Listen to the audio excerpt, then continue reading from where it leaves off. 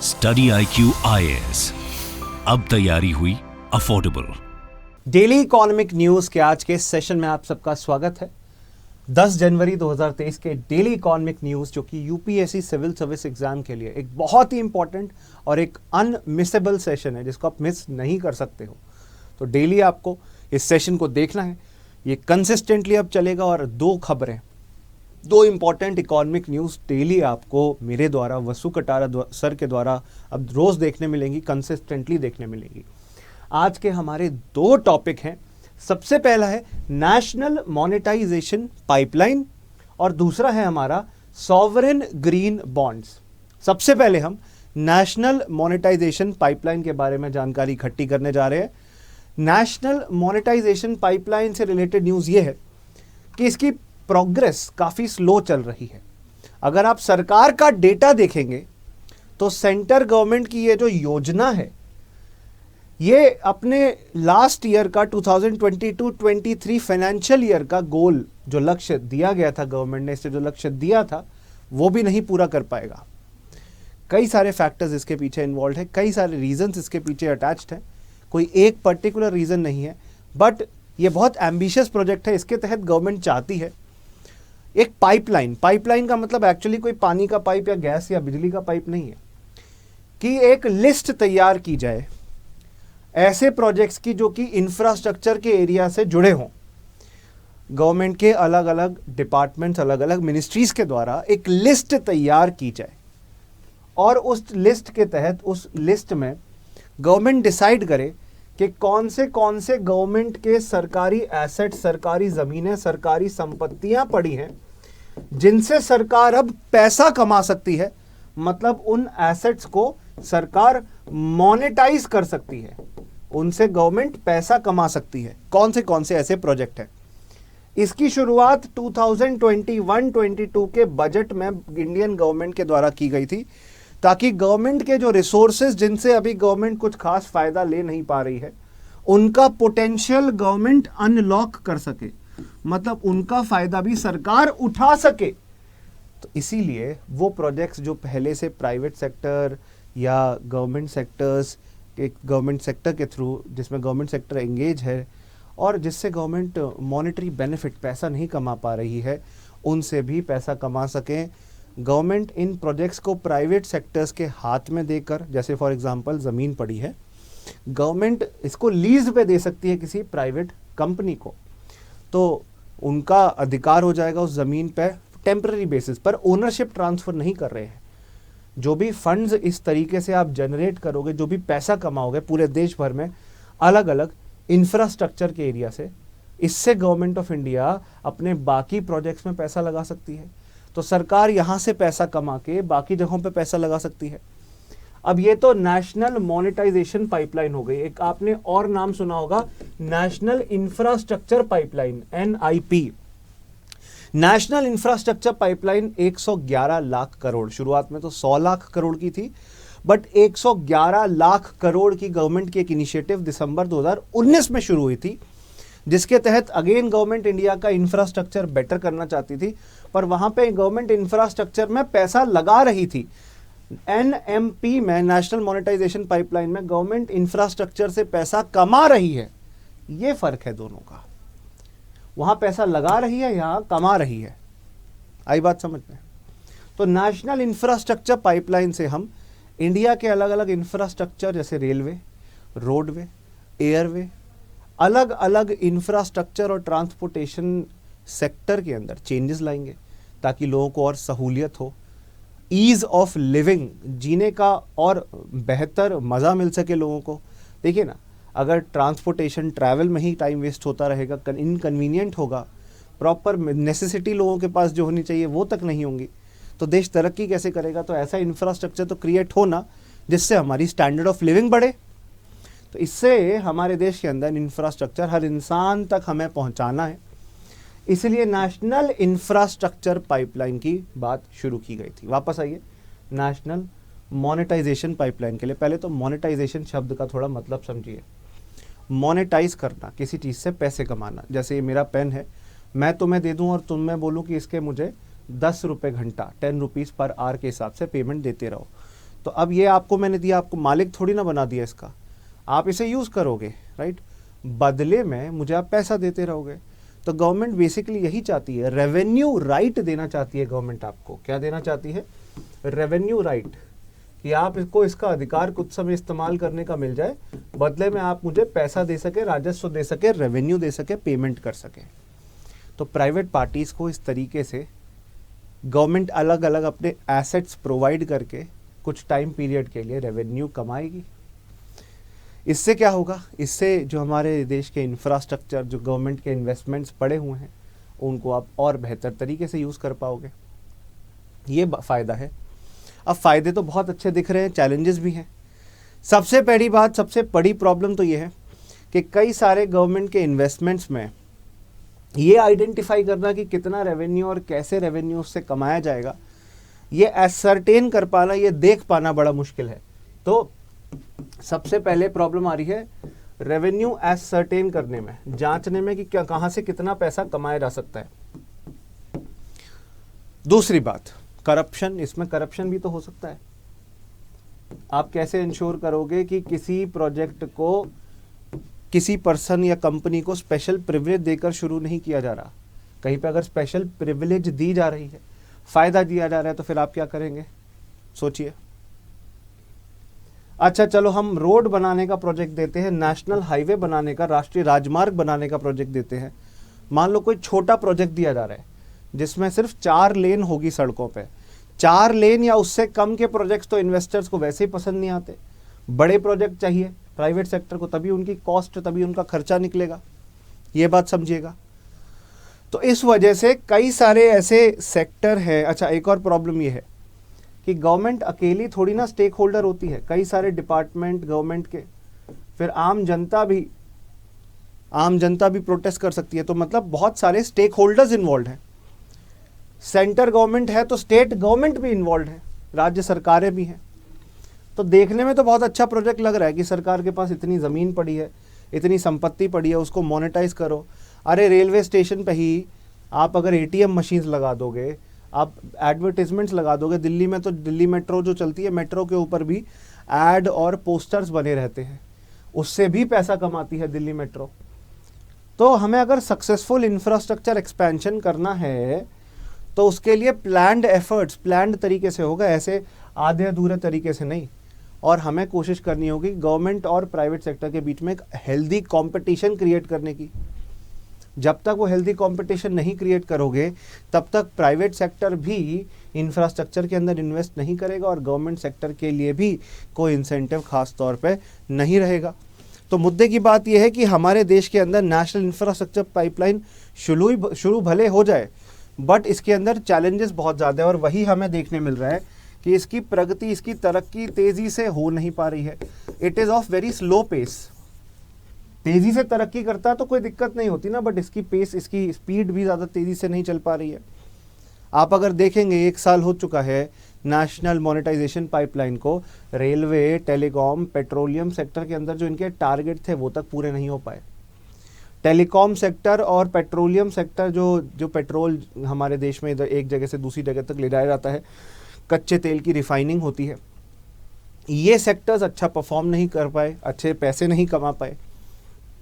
बस इतना ही नहीं, ये भी देखने मिलेगा कि टारगेट गवर्नमेंट का 2022-23 के लिए गवर्नमेंट का टारगेट था 1.62 ट्रिलियन रुपीस रेवेन्यू में। 1.62 ट्रिलियन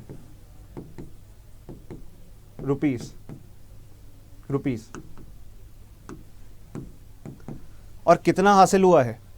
रेवेन्यू टारगेट तो 1.62 ट्रिलियन का था, कितना पैसा कमाएंगे? 50,000 करोड़ करने में हमारे पसीने छूट गए, 1/3 ही टारगेट मीट हो पाया है। तो मतलब प्रॉब्लम या चैलेंजेस बहुत हैं। जैसे सबसे पहले आप देखो माइनिंग सेक्टर, हमने सोचा था इतनी सारी कोयले की खदानें, अलग अलग मेटल्स की, मिनरल्स की खदानें पड़ी हैं, उन्हें गवर्नमेंट मोनेटाइज करके पैसा कमाएगी, है ना। हमने एक्सपेक्ट किया था कि इनसे काफ़ी पैसा आएगा, यहाँ पे शॉर्टफॉल रहा। हमने एक्सपेक्ट किया था रेलवे रेलवे पे खर्चा वैसे भी होता है, रेलवे से भी हम एक्सपेक्ट कर रहे थे कि we will be earning a lot, railway से भी ज़्यादा बेनिफिट नहीं मिल पाया। एक ये सेक्टर था आपका।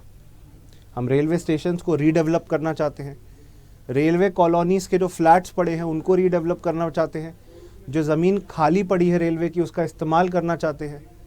तो आप समझ पा रहे होगे अगर ये सारे प्रोजेक्ट सरकार चलाना चाहती है तो पैसा कितना चाहिए। पैसा कमाने के लिए भी पैसा लगाना पड़ेगा। तीसरी प्रॉब्लम है टेलीकॉम सेक्टर के अंदर।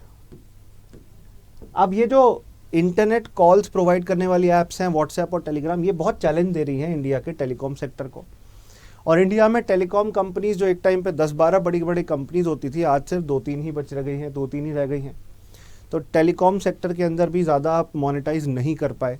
एग्जैक्ट नंबर हमारे लिए इम्पोर्टेंट नहीं है। BSNL और MTNL के वैसे ही जो रेवेन्यू थे बहुत कम थे, बहुत कम हो चुके हैं। मोनेटाइजेशन यहाँ से भी ज़्यादा नहीं हो पा रहा। वहीं आप रोड ट्रांसपोर्ट के अंदर भी देखो, मैंने बताया छोटे रोड प्रोजेक्ट्स पे तो इंटरेस्ट भी नहीं दिखा रहे हैं प्राइवेट कॉन्ट्रैक्टर्स। उन्हें चाहिए बड़े बड़े प्रोजेक्ट, वो कहाँ से लाएंगे? हर जगह तो नहीं हो सकते ना इम्प्लीमेंट। और सेंट्रल गवर्नमेंट बिना स्टेट गवर्नमेंट्स के साथ मिलकर, बिना उनसे बात करके, बिना उनसे कोऑपरेट करके तो ऐसा नहीं कर सकती है। इसके अलावा हम नेचुरल गैस, प्राकृतिक गैस की बड़ी बड़ी पाइपलाइन क्रिएट करना चाहते हैं ताकि लोगों को गैस बेचकर पैसे कमा सके। अब उसके लिए जो टेक्नोलॉजी हमें चाहिए वो हमारे पास उतनी अच्छी नहीं है। हम गैस पहले तो इंडिया के अंदर एक्सप्लोर करेंगे कि हमारे देश में ही मिल जाए। कृष्णा गोदावरी नदियों के बेसिन में मिलती है गैस, प्राकृतिक गैस, वहीं से हमें मिल जाए। वो भी इतना एडवांस लेवल पे नहीं हो पा रहा है टेक्नोलॉजी की कमी की वजह से, टेक्नोलॉजी प्रॉपर ना होने की वजह से। तो नीति आयोग का नेशनल मोनेटाइजेशन पाइपलाइन का जो सपना, जो कि 2021-22 में 2021-22 में आया था, इस पर क्वेश्चन बनता है। एसेट मोनेटाइजेशन का, एसेट मतलब संपत्ति, मोनेटाइजेशन मतलब उससे पैसा कमाना। ये जो इंफ्रास्ट्रक्चर प्रोजेक्ट गवर्नमेंट का आया था, जो अलग अलग मिनिस्ट्रीज और डिपार्टमेंट्स के एसेट्स को, संपत्तियों को, ज़मीनों को, रिसोर्सेज को यूज़ करके इंडिया के अंदर गवर्नमेंट के लिए और ज़्यादा पैसा कमाना चाहते थे। पर क्या एक्चुअली ऐसा हुआ है? नहीं हो पाया। कि इतनी जो वैल्यू इन सारे एरियाज़ में स्टोर्ड है, अब ज़मीन पड़ी है उसकी कितनी वैल्यू है, उसको अगर आप यूज़ करोगे तभी तो बेनिफिट कमा पाओगे। जहाँ पे आप किसी पार्टी को रेवेन्यू राइट शेयर करने के लिए दे रहे हो, ओनरशिप नहीं दे रहे, वो उसका इस्तेमाल करेगा, उससे पैसा कमाएगा, थोड़ा हिस्सा आपको मिलेगा, थोड़ा वो रखेगा। तो बस मुद्दे की बात, इन सारे चैलेंजेस की वजह से मोनेटाइजेशन प्रॉपर्ली एसेट्स का नहीं हो पा रहा है। और इनोवेटिव तरीका है, इसमें प्राइवेट सेक्टर, गवर्नमेंट सेक्टर मिलके पार्टिसिपेट कर रहे हैं। करने को आए तो इससे एफिशिएंसी बहुत बढ़ेगी। अगर हम अच्छी टेक्नोलॉजी यूज़ करते हैं, रिसोर्स शेयरिंग करते हैं, तो एफिशिएंसी इन प्रोजेक्ट्स की बहुत हाई रहेगी।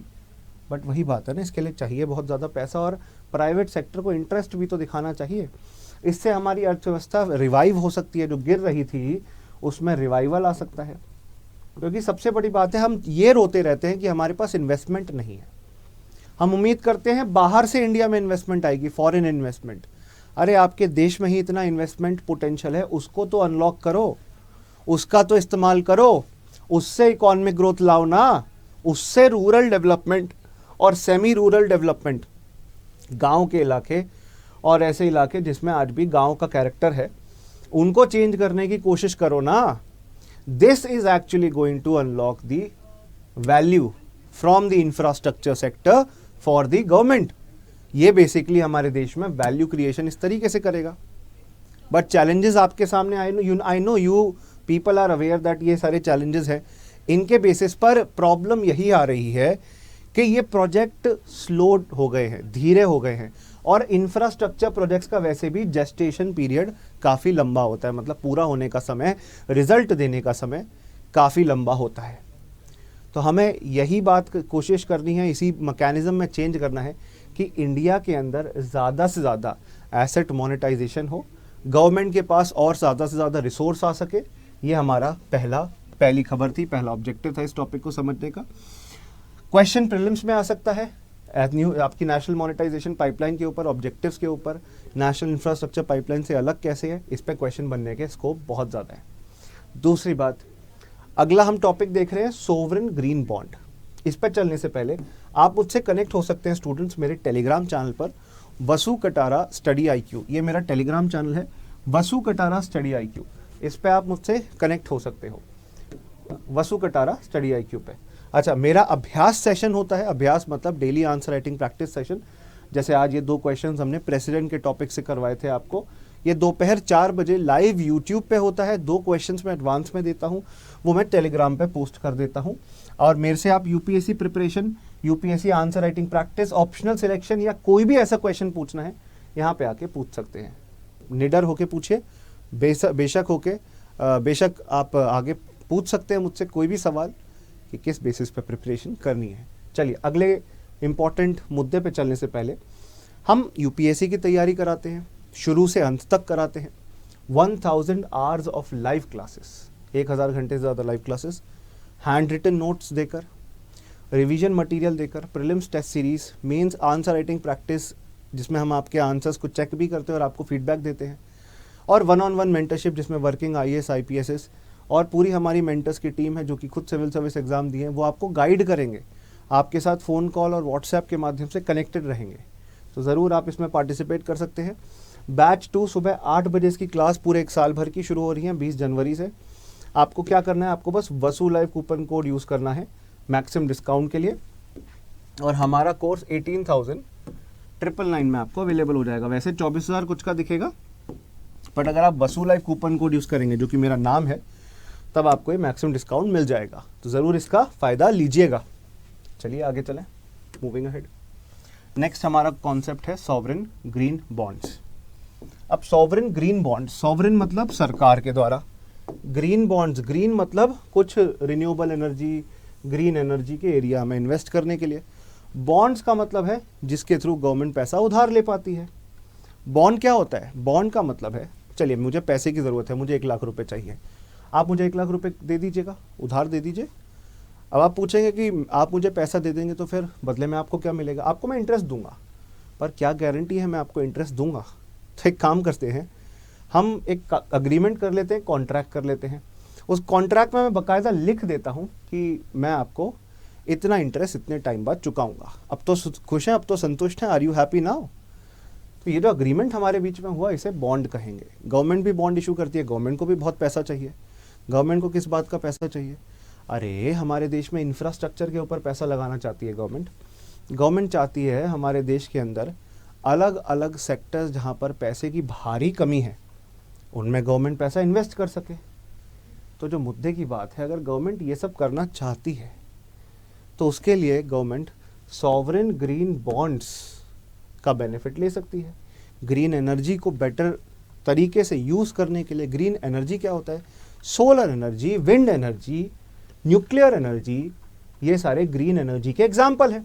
तो अभी ना पहली बार RBI के द्वारा, कौन? Reserve bank of India, RBI, अभी क्या हुआ है, पहली बार RBI के द्वारा फर्स्ट टाइम इंडिया में सॉवरेन ग्रीन बॉन्ड्स इशू हुए हैं। ये बात याद रखनी है। इनकी वैल्यू है 16,000 करोड़ रुपीस, 16,000 करोड़ रुपीस। ये आपको हमारे देश के अंदर इंप्लीमेंट होते हुए देखने मिल रहा है।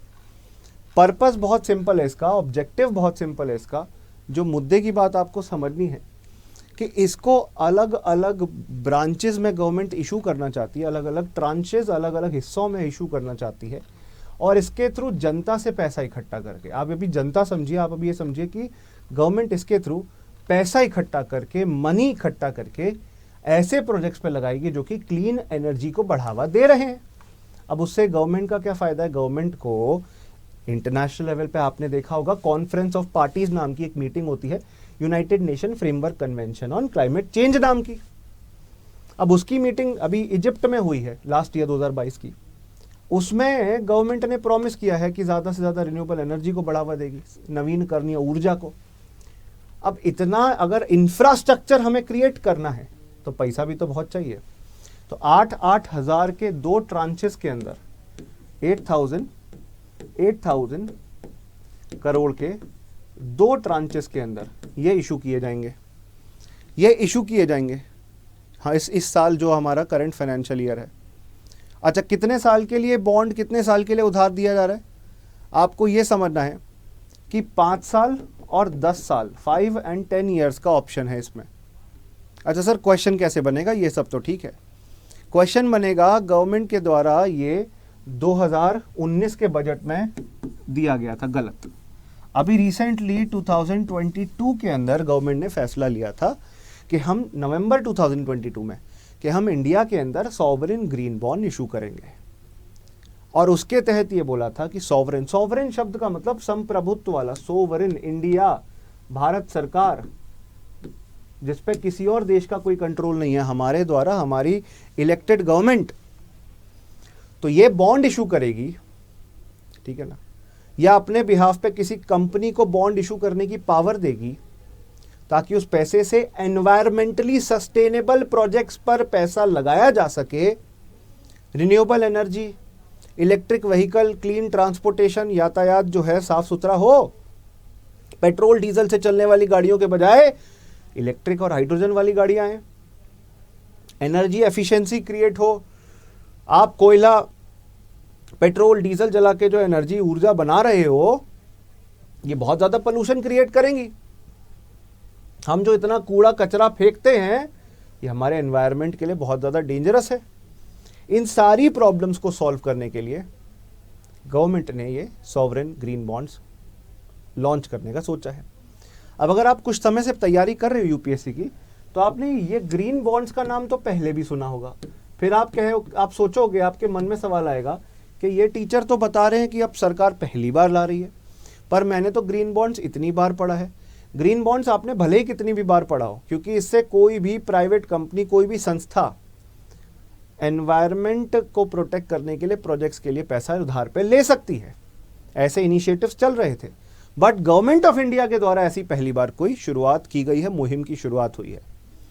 तो ग्रीन बॉन्ड बेसिकली एक इंपॉर्टेंट फाइनेंशियल इंस्टीट्यूशन है जो कि हमारे देश में, इसके बेनिफिट सुनिए, climate change, global warming, disaster management से लड़ने के लिए। वो देख रहे हो ना, जोशीमठ में, उत्तराखंड में, अलग अलग जगहों पे, टिहरी डैम में क्या हाल हो रहा है, देखा ना आपने?